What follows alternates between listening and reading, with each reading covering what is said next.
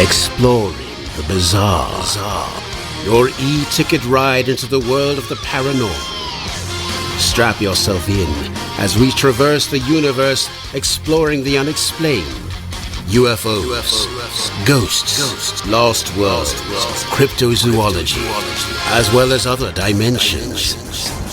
It's time to take back the night.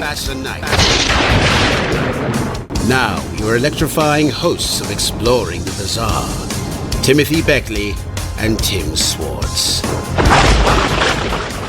Hey, Tim, don't you think we're getting just a little too close to those warning signs?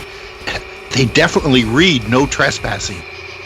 Oh, come on now. Do you think the guards here at Area 51 are going to shoot us civilians? It would be bad publicity, and no one would want to come out to Rachel, Nevada and visit the Little Alien Inn. We need to storm the base ahead of all the others who have come out here for this purpose. It will make good news, and we're likely to get a lot of publicity, and it will help to sell our book on Area 51. Yes, but if they catch us, they could take us to some underground bunker on the base with some hideous monsters, and maybe even giant lizard men would do experiments on us. At the least, like, they could shoot us in the ass. Oh, my goodness. You're always so negative.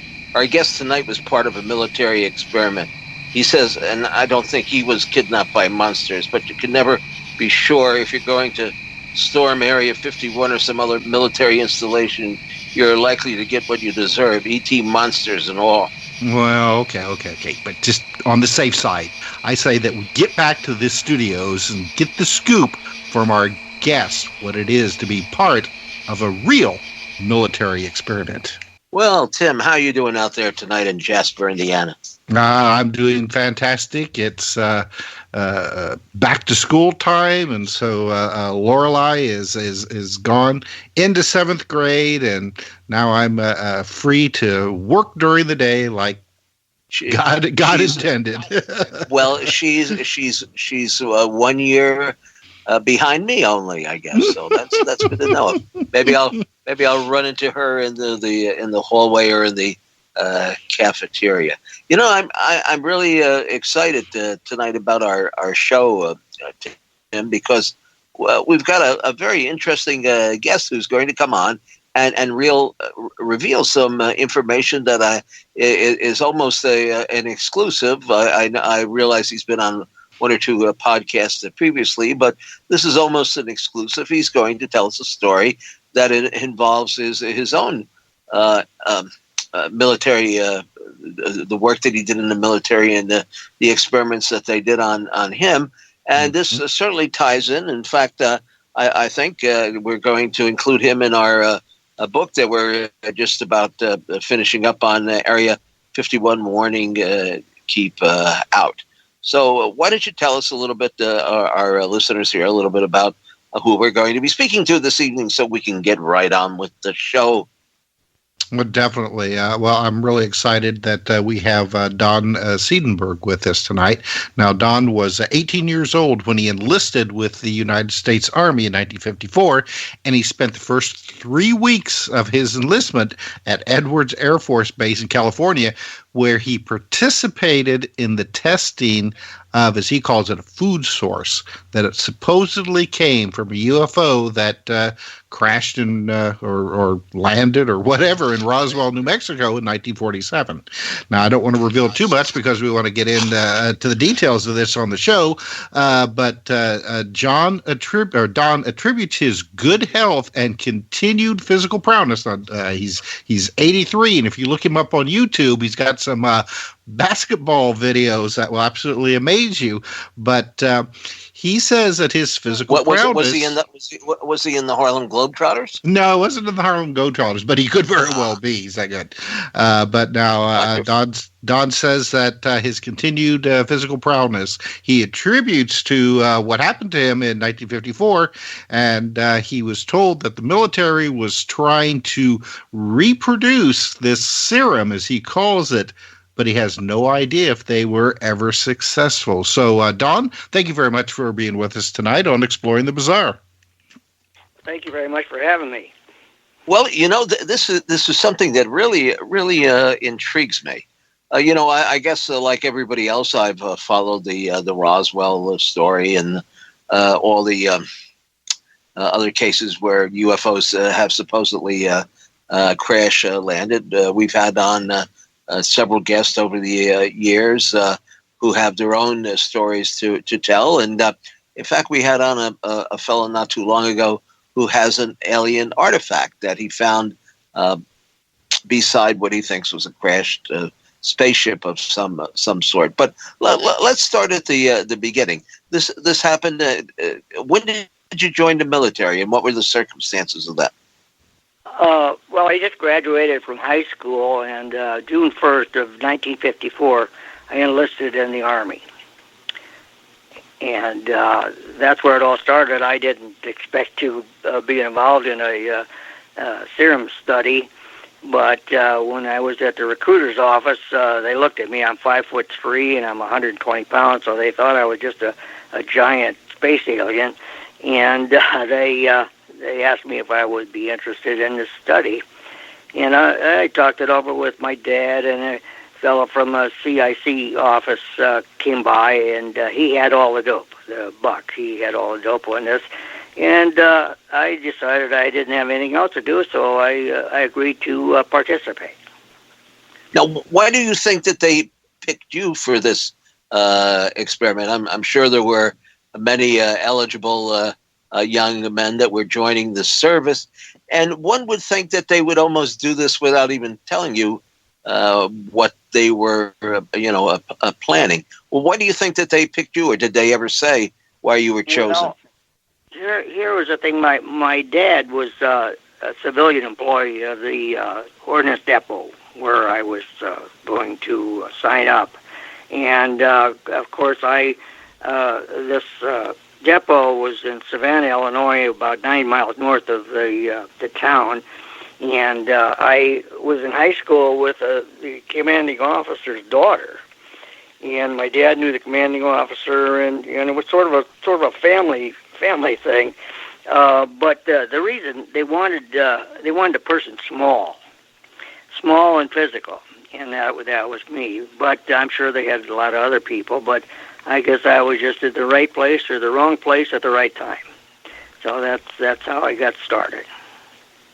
And now okay, so you joined the service, and you were shipped out to where? Well, I the second day. It was the 2nd of June actually. The coordinator Buck and I we got onto a C-47 Army airplane, and we flew to Edwards Air Force Base. And that's where the study took place. So now, was that known? Was that in that year? Was that known as Murdoch Air Force Base in those days, or had they already changed it to Edwards? Well, I don't know. As far as I was told, that's where we were going. Yeah. Okay.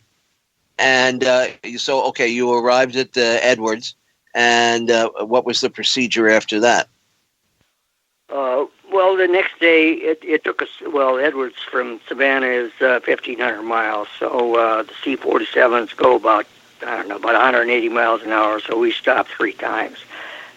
We got there in the morning of the 3rd, and we just, when we landed, we pulled into a hangar, and we got off the plane in the room where the study was taking place was in the hangar, or adjacent to the hangar, and that's I went there, and I spent the 3 weeks in that same location. And Buck, the coordinator, he was like I say, he flew with me to Edwards, and we were together for 3 weeks in that room. Oh, okay. And how? What you were given this serum? Was that something that you drank orally, or was it put into a hypodermic needle, or how did you ingest it?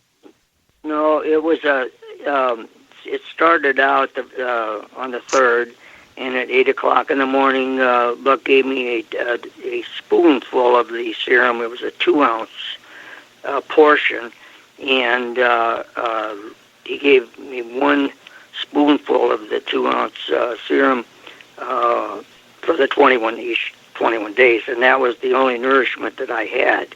Okay, so you got a spoonful every morning. Every morning at 8 o'clock, yes. Okay, can you describe to us what the serum looked like, what color it was, what consistency it was, and above all else, what did it taste like?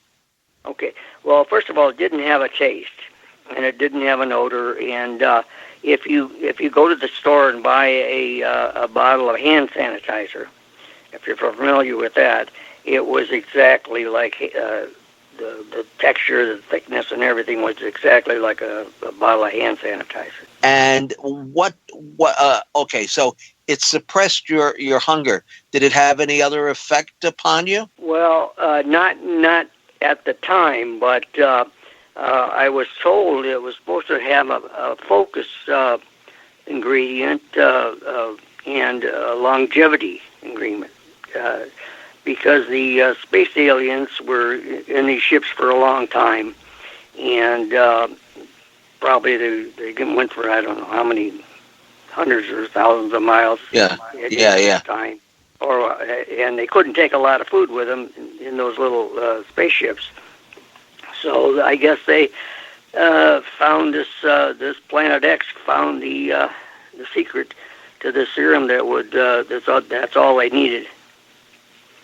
Now, did they ever give you any history of, let's say, was the serum taken off the craft in Roswell? Did they describe the aliens to you, or give you a little bit more detail on where this particular liquid might have originated?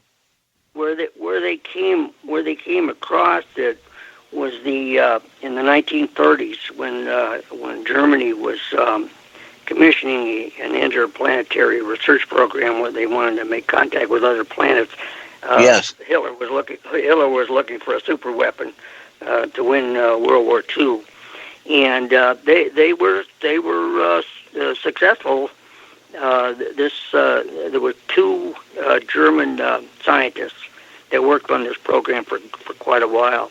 And they were able to make contact with this what they call Planet X, and they tried to get a weapon, but the Planet X refused any military equipment, weapons and bombs and everything. Right. But they told them that they had this food source, that they were working on it.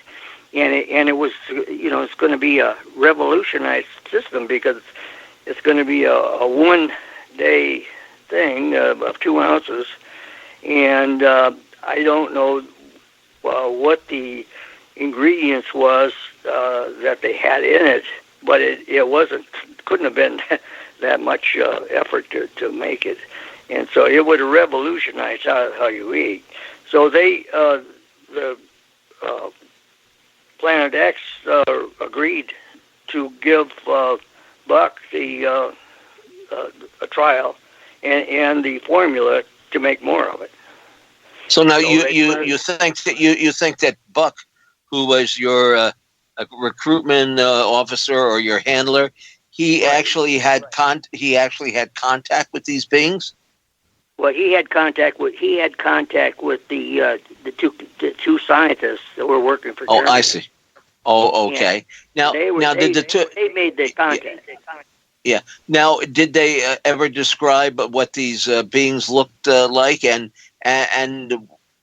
was Roswell involved in this, the supposed crash there? Well, there wasn't any physical contact. It was all I guess it was like. Okay, so they gave. In other words, they gave them the formula. Either supposedly the Germans were channeling or getting this information through a number of mediums that were working there. Yeah, that they were working at. So it wasn't a situation where they would omit any of the population from Planet X. Yeah, because I mean, according to what we know, the U.S. Government, the military, bought over a lot of these German scientists and engineers, including Werner von Braun, as part of this project Paperclip, and they were assimilated into the scientific and engineering community here. So how long did you end up taking this serum? Well, it was the 21 days that I was at Edwards. And you had absolutely no hunger at all. Did you lose any weight? No, I stayed the same. My activities were quite a bit. They were working me out pretty good because they wanted to see exactly what the serum was going to do in the long run. And I had no problem with what I was doing. We worked out 4 hours a day physically, and so it was doing real good. Now, Don, do you think that were there other people involved in this experiment? Do you think they gave this serum to other individuals to test what their reaction would be compared to yours? Because I mean, usually, if medical people are trying out something, they first try it out on rats or mice or monkeys or something like that, and then they would eventually get to the stage where they would try it out on humans, and they would do it, under controlled circumstances with more than one individual. Right. Well, I think they undoubtedly did that on Planet X, but they didn't. I was the only one that I know of that was taking it once they sent it down here. But Planet X, Planet X is the people that own the spaceship that didn't crash but landed in Roswell. The ship didn't crash; it landed. It landed. Yeah. Now, was this the famous case that happened in July of 1947, or is this another incident? No, this was the original Roswell space landing that they reported crashed. But because that's what I was going to say. We've always been taught that the object crashed into the side of the desert there, and of course that these beings, one of them may have survived, but the rest of them were killed in the crash, and perhaps an autopsy was performed on them. But you're saying in effect that was a cover story, that's not the way that it really happened. Yeah, what it was, the Germans made the offer to the Planet X, and they sent the ship to Roswell. They gave Planet X the coordinates for the ship. They put the serum on the ship.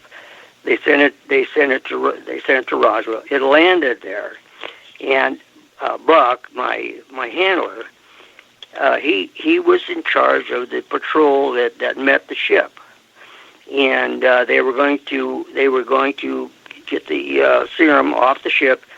The ship would take off again, go back to Planet X, and that would be it. Then they would bring the serum to Edwards, test it.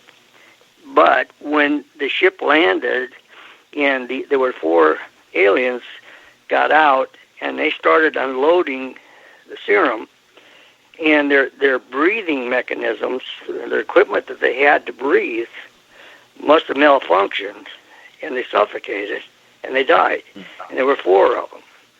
So Buck, he called up a fellow by the name of, the commanding general of Roswell. His name was Blanchard. Did you ever hear of him, General Blanchard? Yeah. He was he was commanding officer at the time. And he came out to the location. They landed about 5 miles outside of Roswell. he came out and he oversaw what was going on, and he saw the ship, and then of course he salivated. My God, we've got ourselves a spaceship with all kinds of alien technology on it, which in Colonel Corso's book outlines exactly what all they got off of that thing. Well, anyway, Buck, he contacted the Germans and told them what happened about the aliens dying. So the scientists, the German scientists, they contacted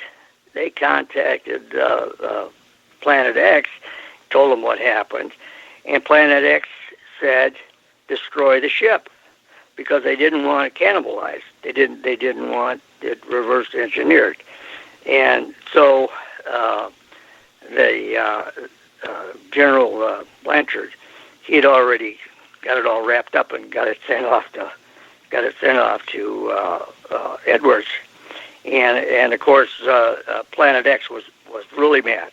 I mean, they didn't they didn't plan it that way, and they made some warnings to the Germans about blowing Earth, out of the solar system, and because Planet X supposedly, I guess, was about 10 times bigger than Earth. So it was like 6 years. Well, let's see, 47, and then they tested it at 54. Was it 7 years? It had been frozen. The serum had been frozen, and they didn't have a test because they couldn't find anybody that would volunteer to take this serum by mouth. Well, I could understand that. I mean, if I was told that, hey, take some of this that comes from another planet, I'd kind of be, leery of that. But then on the other hand, you think that it helped with your health over the years? Oh, definitely. I age so much differently than a normal 83-year-old. I don't know. My memory is as good as can be. I remember this whole situation from the whole 65 years of it. And you see, I actually had the non-disclosure agreement that I had signed, and normally non-disclosure agreements don't have any expiration dates on them. You sign it and you don't tell anybody anything for forever. But anyway, Buck, he took my disclosure agreement and he put an expiration date on it of January 10th of 2016, and that's when I was 80 years old. And he said he wanted the story told after I turned 80. Because okay, we're coming into a commercial break now, so we'll be back in just a few minutes with a really interesting, fascinating story being told for probably the first time to a large audience. So stay tuned.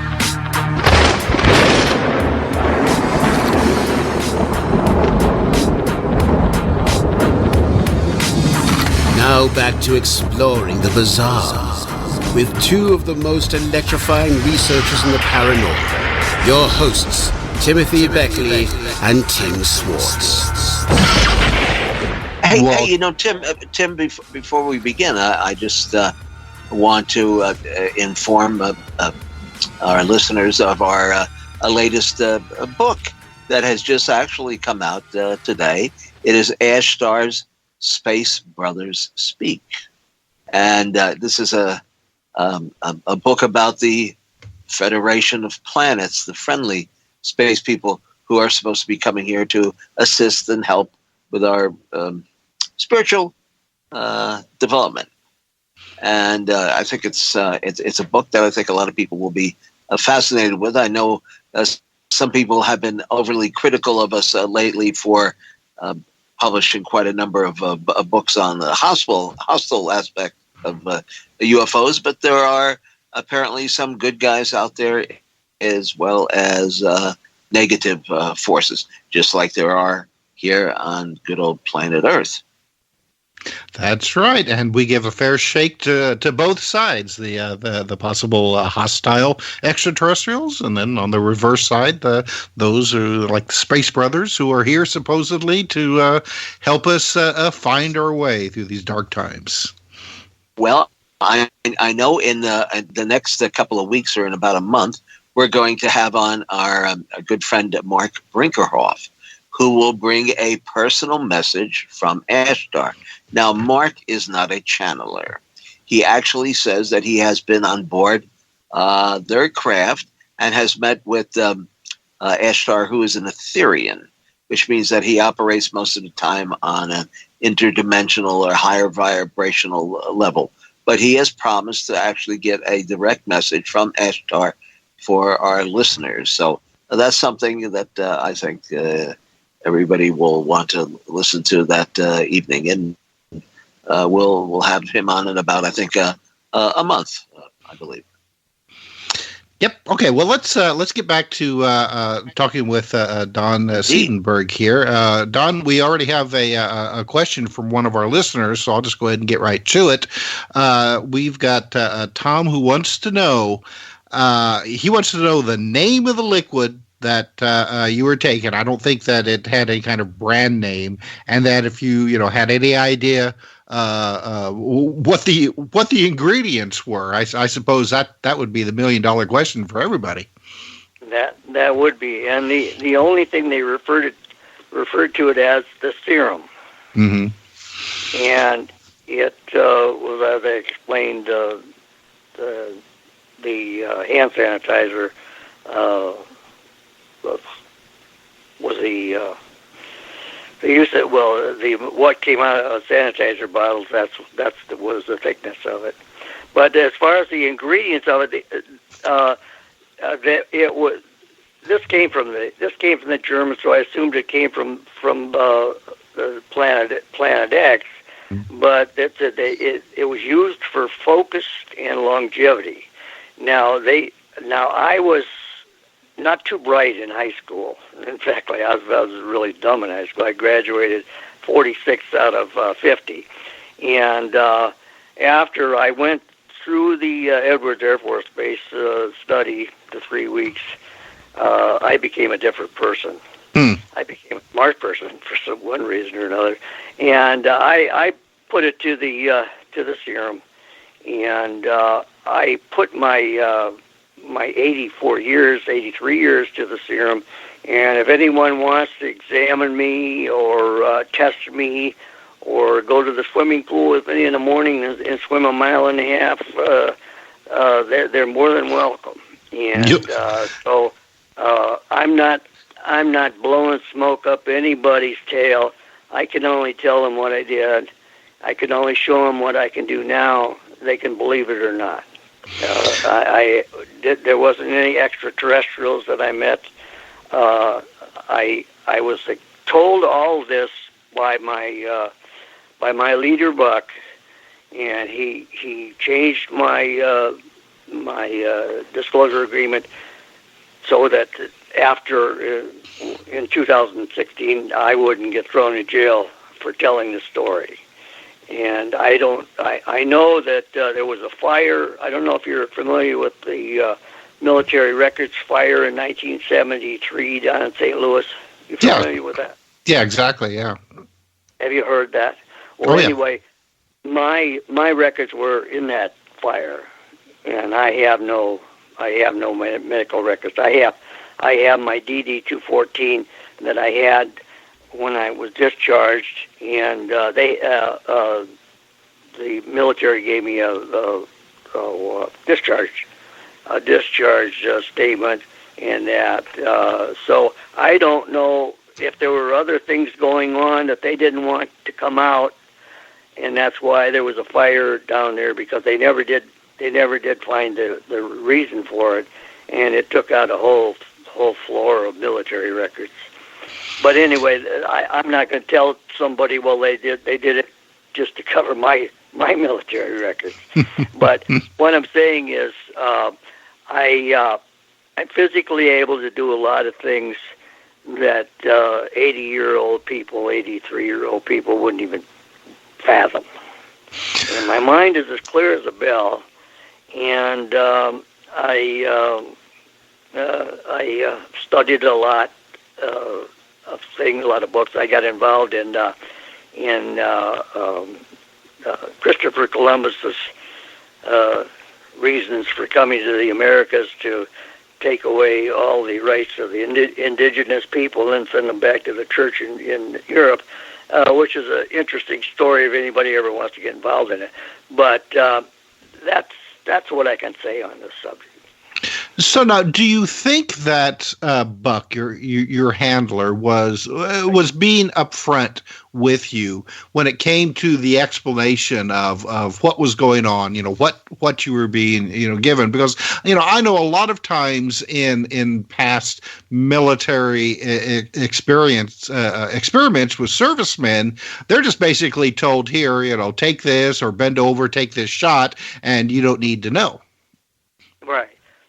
Yeah, well, I think what happened when they started with this study, they were saying, well, here we have this serum, and we're going to give it to this guy for 21 days, and this guy's going to go off to the Army, and well, the only time we're going to see him again is when he has a tonsillectomy operation over in Orleans, France, and we're going to send some of the stuff over to him to help him out for 12 days. And then after that, we're never going to see him again. So we're not going to know whether this guy lived to be 35 years old or 135 years old. They would have had to wait so many years down the road to see if this stuff really worked. Mm-hmm. And that's why he put on my non-disclosure agreement. He could have put all government non-disclosure agreements have no expiration date on them. They don't expire. I mean, they just once you sign it, that's it. You can't reveal the secrets without getting in big trouble. But mine have expired, and he wanted the world to know what he was doing, and he had to wait all this time, and he wasn't going to live that long because he was getting pretty close to retiring, and he had been in the counterintelligence for quite a while, I guess. But he probably figured that, well, we'll test it out and see if this guy conks out on us. Well, and that's now there's a good point right there, because I would have to admit I would be a little hesitant to take something that supposedly was produced by an extraterrestrial race, because right. I mean, you wouldn't have any idea whether or not this would be something that would work for you, or just poison you, or cause your brain to explode. Well, the only thing they explained was that they had given it to lab mice for a period of time, and none of the lab mice had any reactions to it. And I guess a lab mouse is about as close to a human in that realm as you can get. So once they told us that off the bat, and my dad and I, of course, my dad was a person where. What the Army said, you did, and you didn't really question it, and he was sort of concerned, but he figured that if they were going to offer it to me, that I didn't have much to worry about, and so I was young, I was 18, and I was dumb, and I was on a new career in the Army, and I was excited about that. And if you volunteered for this, it's like kissing ass with the leaders, and they like you for it. Well, right.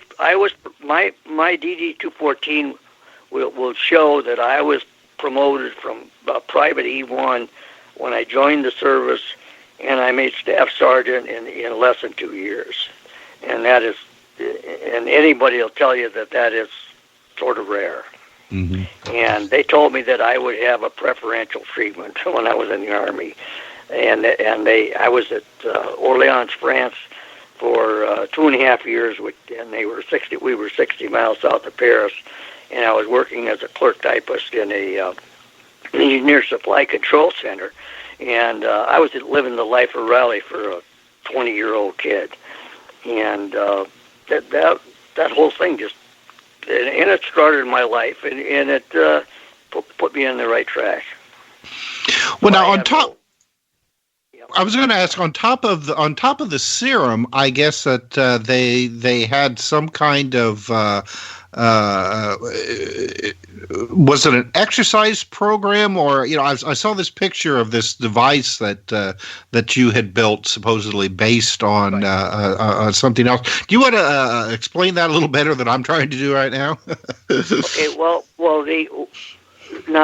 a spaceship has no room for exercise machines and treadmills and all this other stuff.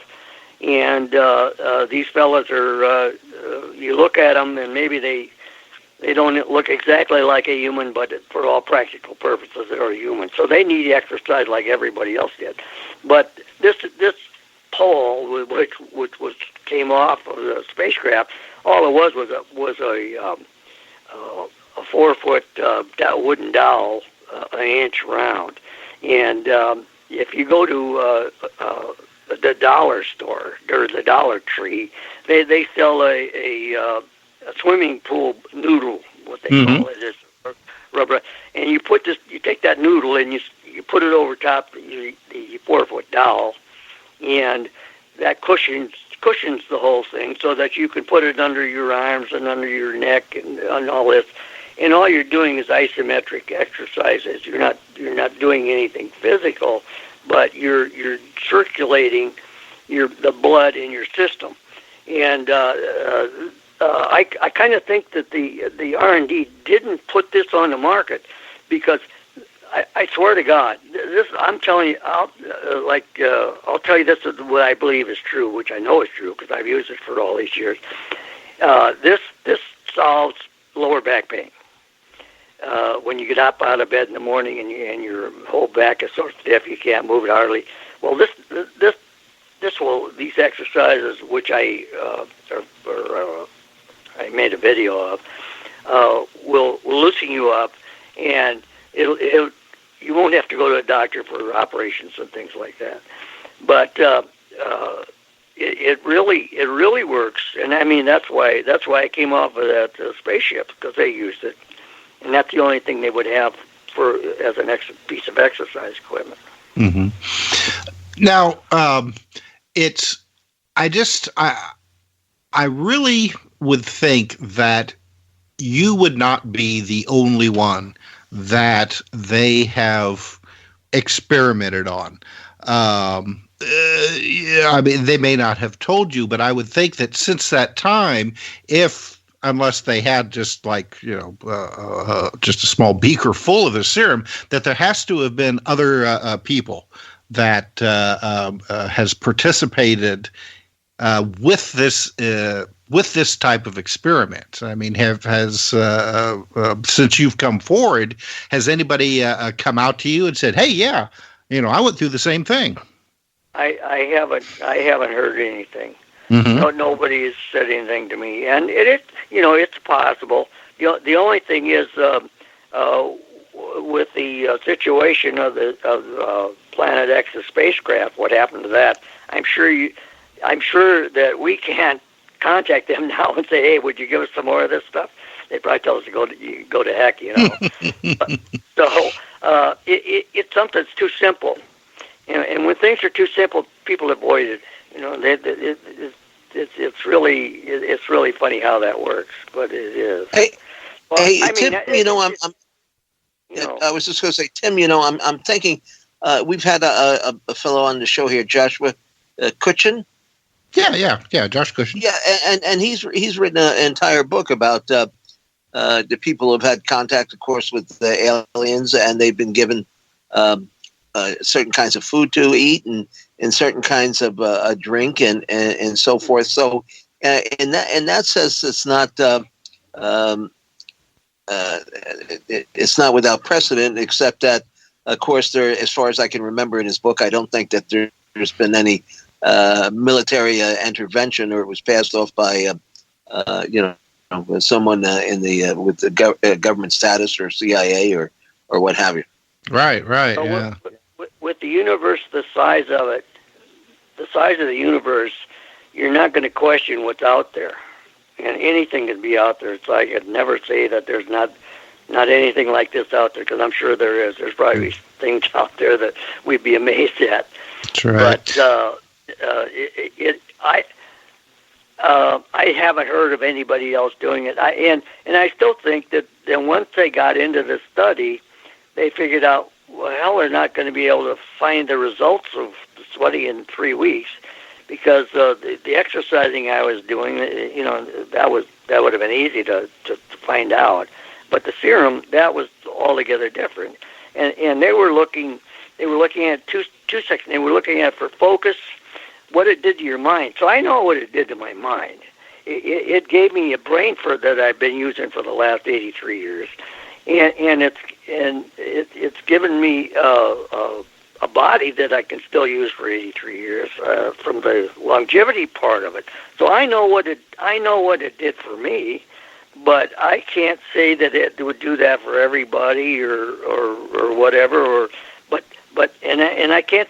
I don't know whether or not they could reproduce it. And undoubtedly, they weren't able to reproduce it.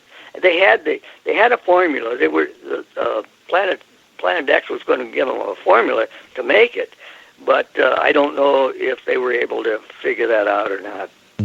Now, we have a question from one of our listeners, David Cook, and he asked, have you ever been sick since taking the serum? So all these years, have you had any problems? I know you said you had a tonsillectomy when you were in France, but other than that?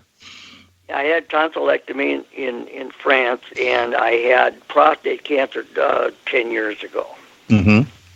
And the prostate cancer was eradicated with the Da Vinci robot arthroscopic machine. And they got they took out all the prostate gland. So they took out all the prostate cancer. And so I haven't had anything through my lifetime. It was pretty good. I played organized softball with kids in my 60s, and I mean this was 18, 19-year-old kids. So I've had a real good active life, mm-hmm. which is still going on. I go swimming there an hour a day, and I do my shooting hoops, and I'm a pure shooter and all, like that one video that I sent along. And but that simple exercise with the bar, that's something to give to people that's very helpful. I mean, not sell. I don't selling anything. I just giving it to them, and that's why I think R&D was sort of leery of doing that.